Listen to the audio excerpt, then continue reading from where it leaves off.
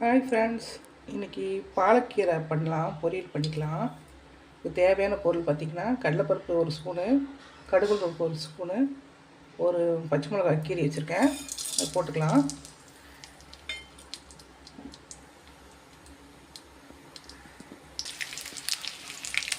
இப்போ நல்லா பொரிஞ்சிருச்சு. இப்போ வெங்காயம் ஒரு பெரிய வெங்காயம் கட் பண்ணி வச்சுருக்கேன், இது போட்டுக்கலாம்.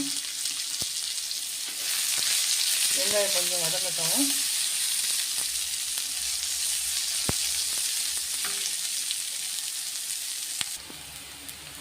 கீரை நல்லா வதங்கிடுச்சு.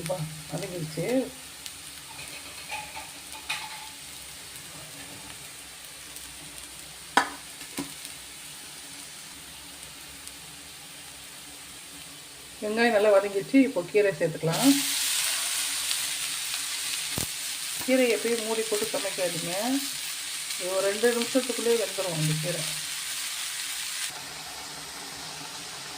நல்லா வெந்து வந்துடுச்சுங்க. இப்போ நமக்கு தேவையான அளவு உப்பு போட்டுக்கலாம்.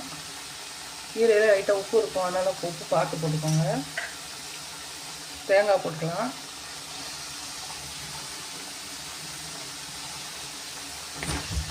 கீரை ரெடி ஆகிடுச்சுங்க. இது வெயில் நேரத்துக்கு டெய்லி ஒரு கீரை சாப்பிட்டாலும் நல்லது தான். வெயில் இப்போ அதிகமாக இருக்குது, அதனால் கொஞ்சம் டெய்லி ஒரு நாள் விட்டு ஒரு நாள் கூட கீரை செஞ்சுக்கலாம்.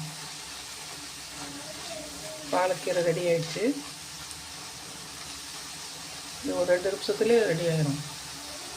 வீடியோ பிடிச்சிருந்தா லைக் பண்ணுங்கள், ஷேர் பண்ணுங்கள், சப்ஸ்கிரைப் பண்ணுங்கள்.